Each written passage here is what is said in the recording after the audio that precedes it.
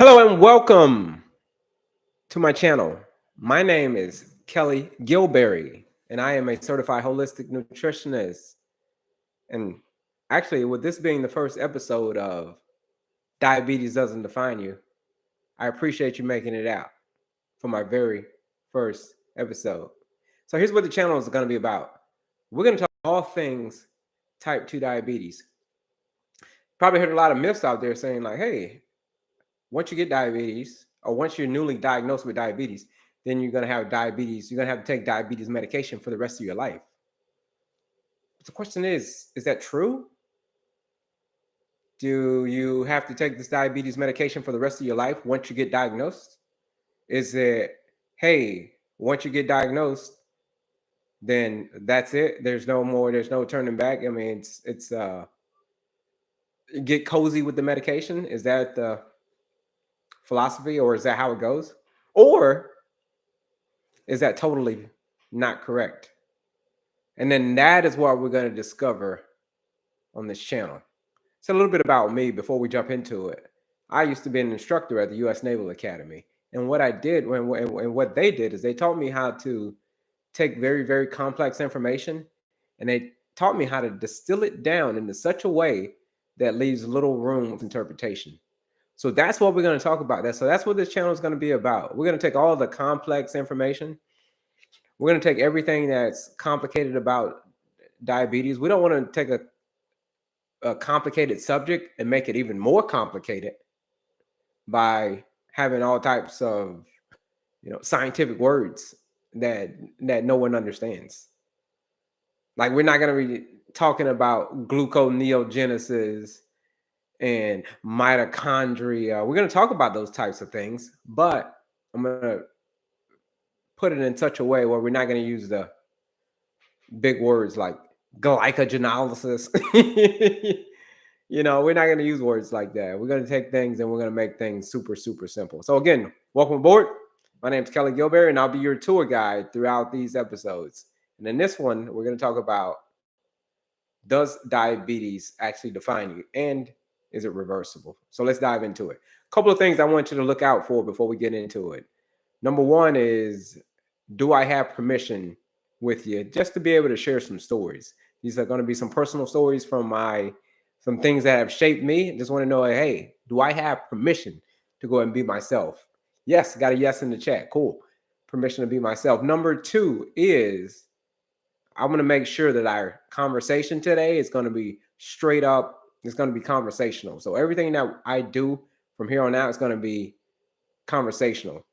So if you got a question, put it in the chat and I go ahead and answer the question. Speaking of that, when it comes to chat, my name's my name. My name's Kelly.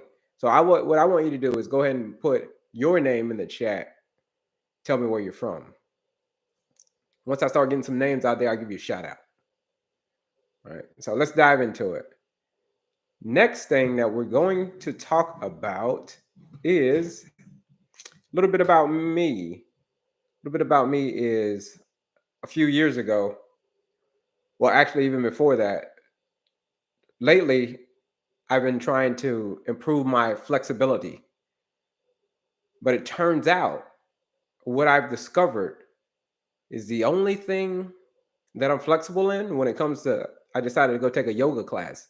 Turns out the only thing that I'm flexible in is my willingness to skip yoga classes. You know what I'm saying? Turns out my favorite yoga pose is lying on the couch. So let's dive into it. Let's get into it. Alrighty. I'm going to try to share some slides here, but maybe not. I don't know if it's going to let me share some slides, but no matter. We'll get through it. Okay, a little bit about me before we get into all things type 2 diabetes. Let's tell a little bit of my story. I mean, why do I care? Like, hey, Kelly, I get that you say you're a certified holistic nutritionist. Like, I get that, but like, why do you care? What is it about you that care? Why do you care so much? Well, let me tell you why I care so much. A few years ago, I found myself on the brink of death. You know what I mean? So I'm sitting in the doctor's office, And the bench that I was sitting on, it was cold and it was hard. I mean, it was cold and hard, and it was, yeah, that's how it was. Cold and yeah, it smelled like just like a bottle of disinfectant, right? That's what it smelled like. So my doctor comes in holding this clipboard. Now, despite his professionalism, I couldn't help but to notice that he and I shared a similar struggle. You're probably like, a similar struggle. What kind of struggle did y'all share? Well, here's the thing. He and I were both victims. We're both victims of the standard American diet because he was not in great shape. I can tell from the outside. But again, despite his professionalism, I couldn't help but to notice that. Yet he delivers the news to me that now I'm clinically, this is what he tells me, that I'm clinically obese, that I'm a diabetic, and that I have heart disease, the triple whammy, right? So if you've ever watched hockey players, whenever you score 3 goals in one game, that means that people are going to celebrate you. That means it's called a hat trick. So people are going to take their hats and they're going to throw it off to the side and they're going to throw it on the ice, and then people are going to celebrate you and they're going to say, "Wow, job well done." That's what they're going to say. But you see, for me, this wasn't a celebration. Right? It was actually a wake up call. I mean, we had the bells and the whistles that were going, you know, it was beeping loud. So it wasn't a celebration for me. So it was that, like I said, it was a wake up, a super wake up call. But here's the thing.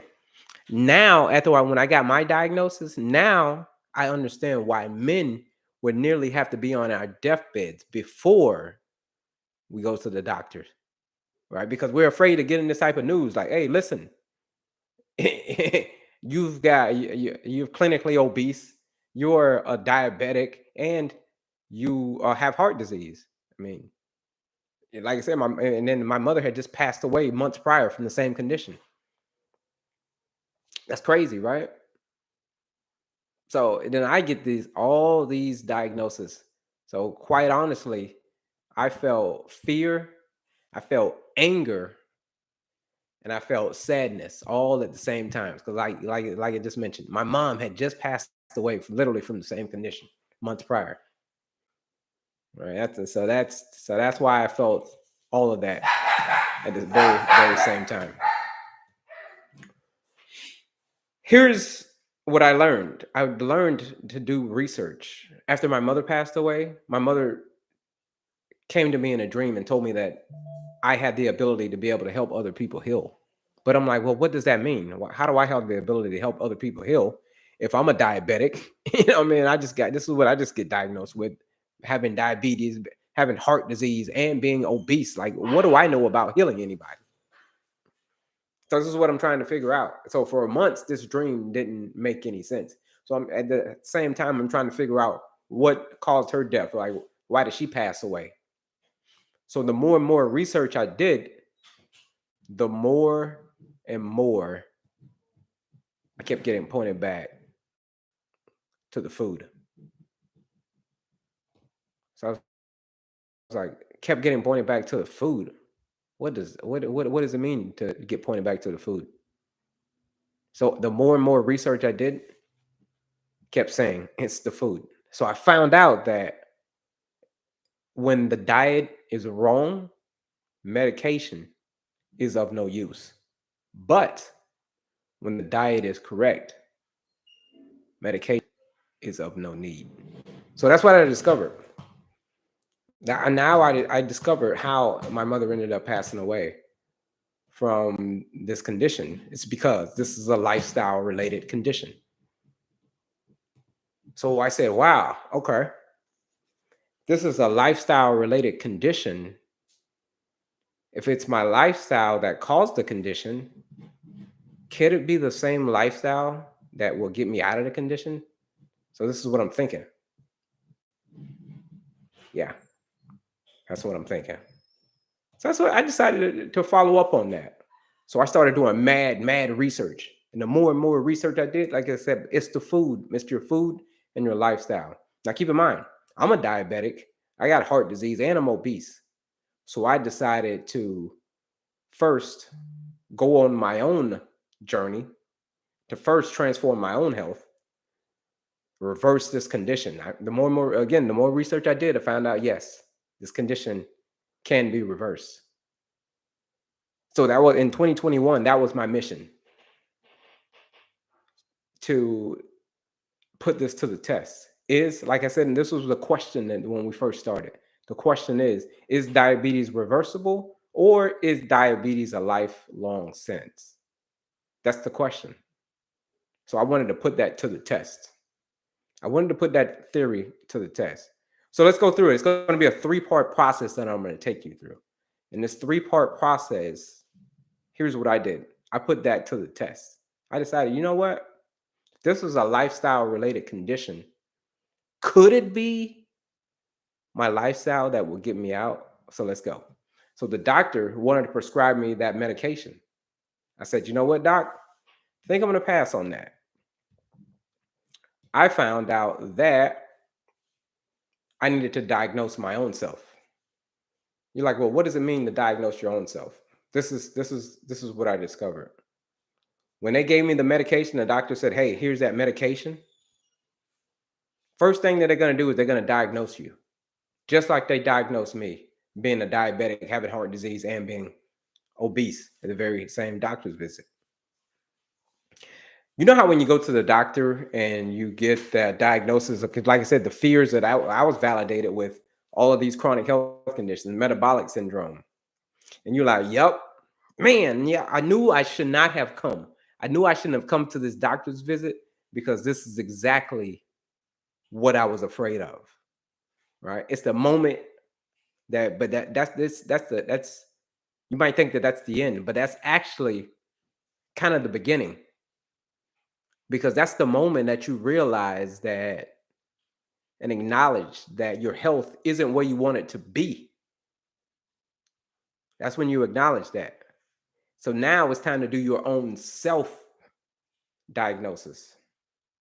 Now, I'm not talking about that diagnosis that the doctor might have just given you, the one that he gave me, diabetes, heart disease, and being obese.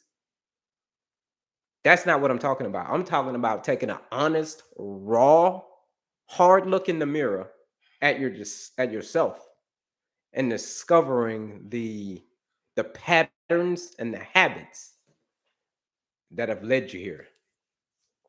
So the reason that you have to do this is because you have to have a starting point. Once you can acknowledge that, yeah, the reason that my health has spiraled out of control is because of me. I have to do my own self diagnosis.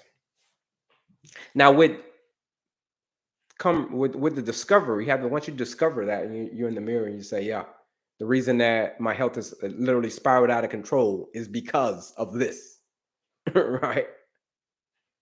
That's good. And then now we're stepping into awareness. It's the awareness of you start to think about those habits, those patterns, those choices, things that have led you right here. You see, this awareness, it's not about guilt. It's actually more about clarity. Because with that clarity, you're going to understand the how and the why behind your health's current state. That's what you're going to find out with the how and the why. So that's what it's all. The awareness is about gaining clarity. Setting this, and now you get to set the stage for transformation. See, I believe that there's two types of people when it comes to life, when it comes to your philosophies. Either you're going to be an ant or you're going to be a grasshopper. These are the two. Either you're going to be an ant or you're going to be a grasshopper. Now, when I took a step back, I took a whole step back, and when I looked into the mirror, like I said, I gave myself that diagnosis, and I became aware.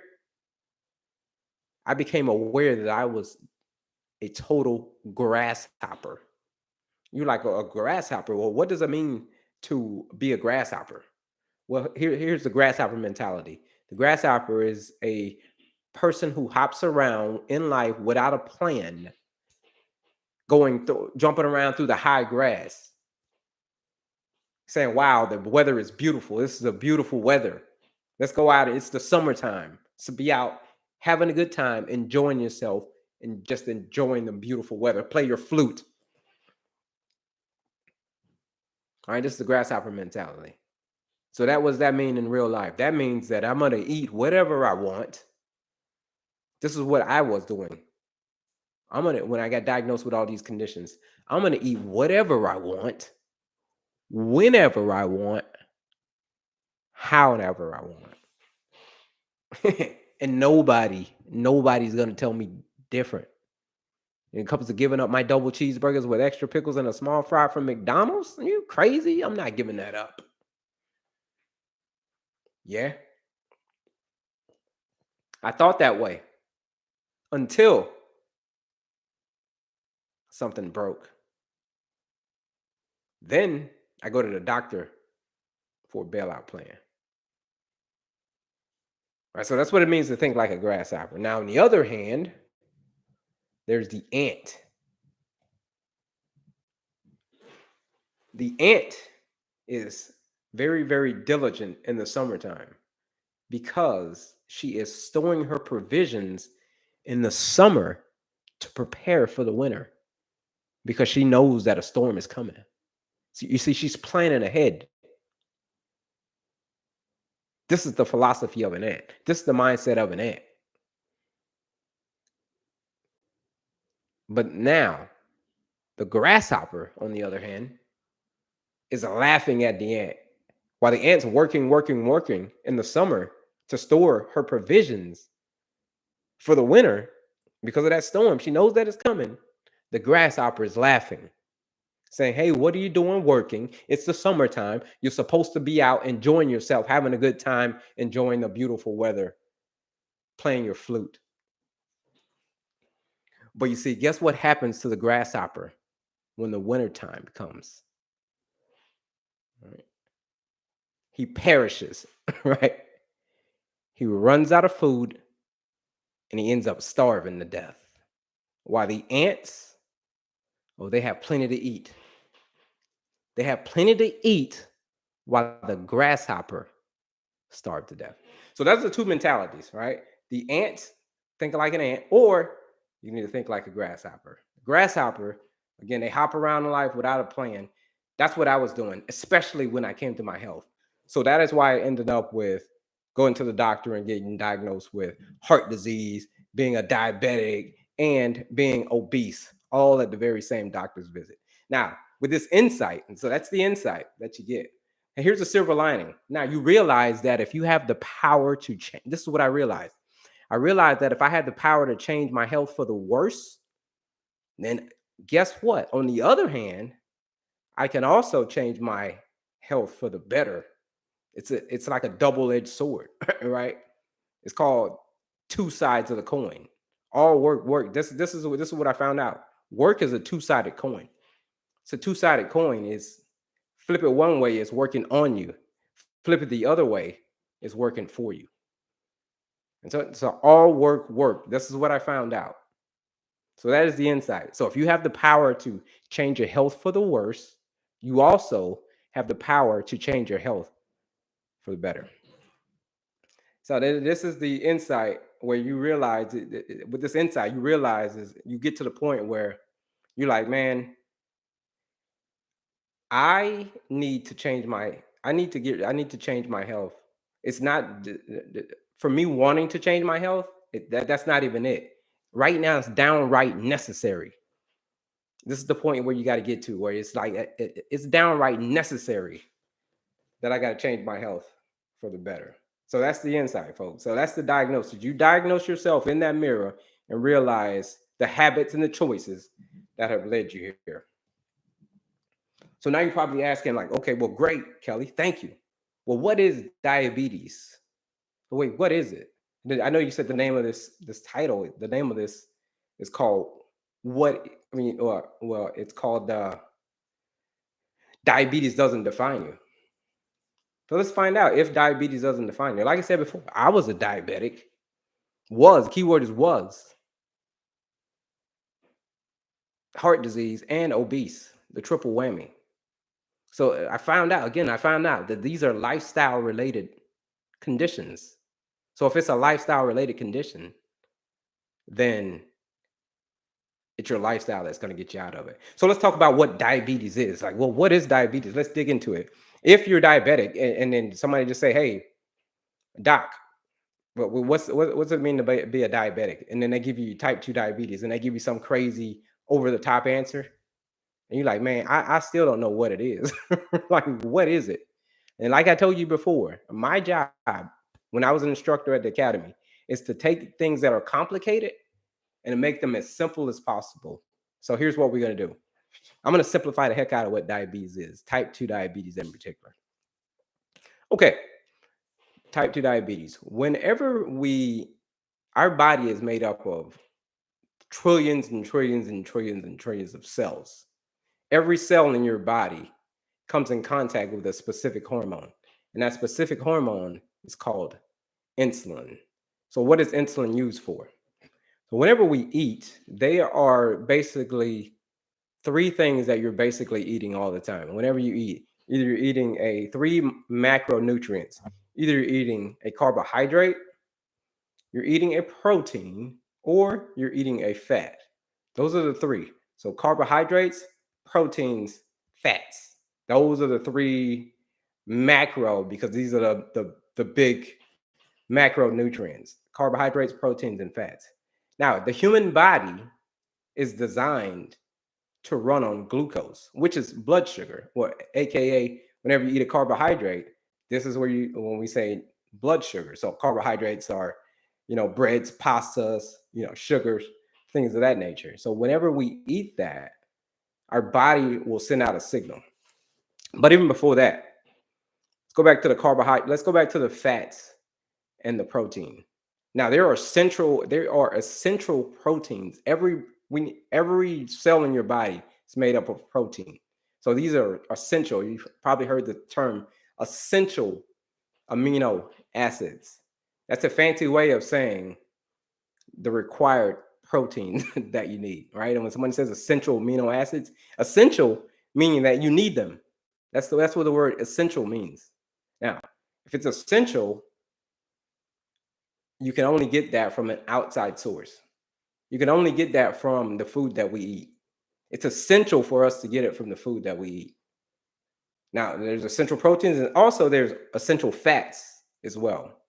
So things like omega-3 fatty acids. These are essential fatty acids. So we need to get these from an outside source because they're essential. Now, I said that there's three macronutrients. So there's protein, there's fat, and then there's carbohydrate. Okay, so your body runs on a carbohydrate, essentially. It runs on glucose. That's what it is, essential. It runs on carbohydrates. Now, we have essential fats and essential proteins. But if your body runs on glucose, why is there no such thing? Why is there not a such thing as an essential carbohydrate? Because the truth be told, carbohydrates, even though we run on carbohydrates, they're not essential for us to eat on an outside. They're not essential. There's no essential carbohydrates. So isn't that weird that your body runs on carbohydrates, but there's no such thing as an essential carbohydrate? Why the heck is that? It's because everybody is different when it comes to the amount carbohydrates that your body can handle. Right? So even though we need carbohydrates or we need glucose, we only need a certain amount of it. It's kind of like if you water a flower. Let's just say if you water a plant. When you water that plant, let's just say you let your friend borrow your plant. Like, hey man, I'm going to go out of town for a couple of weeks and I want you to take care of my plant. Water it, do the whole thing. But when you come back 2 weeks later, you found out that, man, your plant has died. You're like, bro, what happened to my plant, man? It turns out that the overfed, we gave the plant too much water. Right? So if you gave the plant too much water, that means the plant's going to die. Okay, now with that analogy, here's the same thing with carbohydrates. Whenever we eat carbohydrates, your body will release insulin in response. Insulin is basically a defense mechanism. So your pancreas will say, okay, I just sensed that you ate some carbohydrates. Now, in response to that, my pancreas says, release insulin. So what insulin does, insulin is like here's what insulin is. So when you got this blood sugar going through when your body's breaking down the carbohydrates that you ate, your body's chopping it up, going into all these individual glucose molecules or carbohydrate molecules. So now the insulin is there in response to try to put those. The insulin says, my job is to take this energy, these carbohydrates, and put them into the cells, put them away, stash them away into the cells. This is my job because this is energy. We need this energy for later. We need to fuel ourselves. This is what we use for energy. So we're going to put this and we're going to store it for later. But here's where the problem comes in. A little bit of the right amount of carbohydrates is great. The right amount of glucose is great. But over time, what happens is my carb load can be different than your carb load. So how I handle carbohydrates versus how you handle carbohydrates, it's going to be totally different. Right? So I may be able to eat a whole thing of rice and I never get diabetes. Now you, on the other hand, you can eat a whole thing of rice and then the diabetes is here tomorrow. All right. Everybody handles carbohydrates differently. All right. It's called your carb load. Okay, so now you've eaten the food, and you've got all of this blood sugar into in the bloodstream, and your body is the insulin is trying to open the cells. The insulin's like, open up the cells so I can put the energy in. But over time, whenever you're constantly chronically eating too many carbohydrates, just like that flour I told you, just like the plant, if you give the plant too much water, it's going to die. And it's the same thing that happens to the human body. If you give if you give us too much carbohydrates, well more than what our load is, our body, our cells will start to die. Simply because they cannot get the nutrients. They can't get the nutrients in because the signal is now the signal to open up is all out of place. You're like, well, what does that mean? What does it mean to be now you become insulin resistant? So you've heard the term, if you're diabetic, you've heard the term insulin resistant. Like, yeah, I'm insulin resistant. So let's talk about what does it mean to be insulin resistant? To be insulin resistant means, just like I just said, let's piggyback onto that. Now that signal starts to get all out of wax. Your body is like, the cells say, "Hey, I've got enough sugar already. We're good. We're good, right?" But insulin is like, "No, we need to get in there. I got too much blood sugar. I got too much I got too much glucose. I need to get inside of the cells." So the cell is saying like, "No, we've already told you, man. Like, we're full. We've got enough energy already. We're not listening to you. Like, go away. Ring my doorbell, go away." We're not opening. We're not opening insulin. So the pancreas says, "Oh, really? The cells aren't open. The cells are not going to open. So what are we going to do in response to that?" The pancreas is sensing that there's still blood sugar in the bloodstream. So now it says, "Okay, it's not listening. The cells aren't listening. Bring in reinforcement. Kick out more insulin. Kick out more insulin because we got to get this blood sugar into the cells."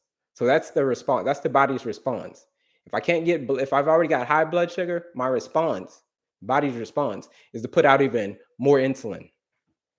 So over time, the more and more insulin that you put out, the less and less your cells are listening. So you become more and more and more and more resistant. Kind of like whenever you drink coffee. You ever drink coffee? First time you ever drank coffee, what happened? I bet you were wired for days. First time you ever drank coffee, wired for days. But what happens as the years go by? You'd be like, man, it's already this as the years go by, you'd be like, man, it's already noon and I've already had 3 cups of coffee. It's noon, man. And then you get to the afternoon's crash, like 2 p.m., 3 p.m. Last stretch of the day, last stretch of the workday. You're like, hey, I'm gonna go grab me my 5th cup of coffee. You know what I'm saying? Yeah, all right. So what happened? What happened? What happened now? Back in the day, you could drink 1 cup and be wired for days. Now it takes you by the time 3 o'clock comes, you're on your 5th cup. Why is that? Well, I'll tell you why. It's because your body, you become resistant to the caffeine. Right? As the years has become by, some people call it tolerance. You build up a tolerance to caffeine. So you can have more and more and more and more and more and more and more and more and more caffeine. But it still wears out pretty quickly. That's because your body's become resistant to it. So that's the same thing that happens to your cells. Your cells said, you keep sending me this insulin signal time and time again. Already told you to go away. We're already full. So we're just gonna stop listening to you. So as the years go by, the more and more this happens, the more and more resistant that your body becomes to insulin. So that is insulin resistant, meaning that basically your cells have just stopped listening to, because there's already too much. There's already too much noise from insulin anyway. It's just like we're gonna tune you out, brother insulin. I'm sorry, but we tuned you out. Right? That is the definition of insulin resistance. All right, so let's see if we got any questions on insulin resistance. Any questions on insulin resistance? Okay, no questions on insulin resistance. So we are just going to keep it moving. Going to keep it moving. All right, back to it. Back to now. Now that you know what insulin resistance is, we're gonna dive more into it. But that's just a little introduction of what's actually going on whenever you become insulin resistant, or AKA you becoming insulin resistant. So and as time goes on, the stronger that it gets, the more resistant that it gets, and the more and more your condition worsens until it gets to the point where now you can't even now you've the stages, the stages. We talk about the stages of later of diabetes, but we're going to talk about it right here. This is a lifestyle driven condition. So if this is a lifestyle driven condition, then guess what? It is that very same lifestyle that can get you out. So that is what I'm going to teach you here on this YouTube channel. It's going to be all things. We're going to do all the tricks and the trades and all the stuff that people have learned. Everybody's learned, and there's so much information out there. And we're going to take that information on this channel. We're going to distill it down in such a way that leaves little room for misinterpretation. We're going to take so much complex information and we're going to make it super, super simple. So that's what we're all about. All right. Again, my name is Kelly Gilberry, certified holistic nutritionist. If you are just now joining us, put your name in the chat and tell me where you're from. All right.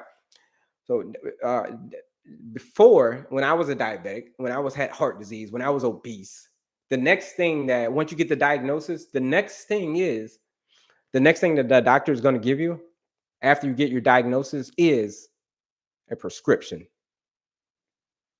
But that's what you're going to walk out of that office with a prescription in your hand.